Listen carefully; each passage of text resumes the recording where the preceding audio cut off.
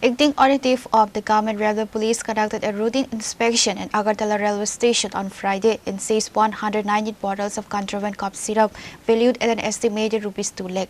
One drug peddler was apprehended at the scene in connection with the seizure.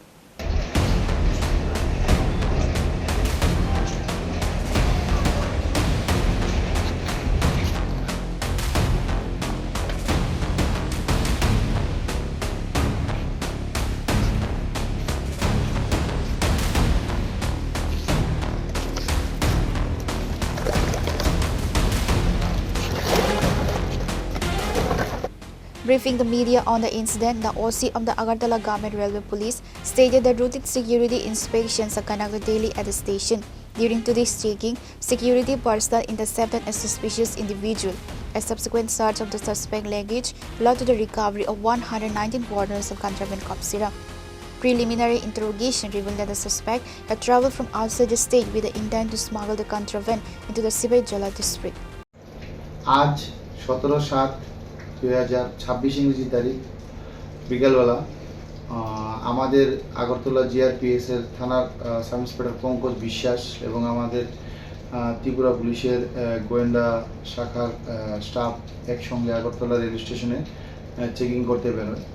তখন checking করার সময় আমাদের ওই গোয়েন্দা শাখার টিম এবং আমাদের আগরতলা জিআরপিএস এর স্টাফ মিলে লক্ষ্য করে একটি খুব কম বয়সের যুবক একটি ট্রলি ব্যাগ নিয়ে স্টেশন দিয়ে প্ল্যাটফর্ম নম্বর 1 দিয়ে যাওয়ার চেষ্টা করছে। তারপর তাকে সন্দেহের উপর আটক করা হয় এবং আটক করে তার ওই ট্রলি ব্যাগ চেক করে তার ব্যাগ থেকে সর্বমোট 119 বোতল অবৈধ কফ সিরাপ আমরা উদ্ধার করতে সক্ষম হই। প্রাথমিক জিজ্ঞাসায় সে জানায় সে এগুলি বহিরাজ্য থেকে নিয়ে এসেছে ত্রিপুরা সিপাহীজলা ডিস্ট্রিক্টে নিয়ে বিক্রি করার উদ্দেশ্যে তার অ্যাসোসিয়েটদের কাছে।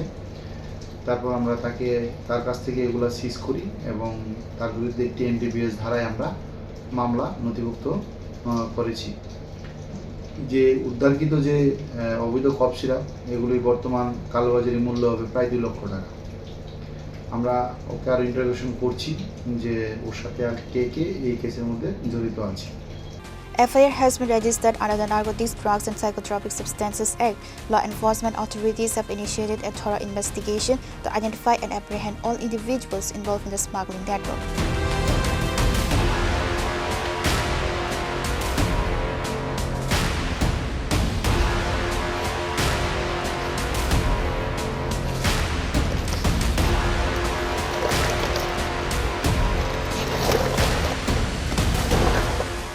Report, Trini Connor.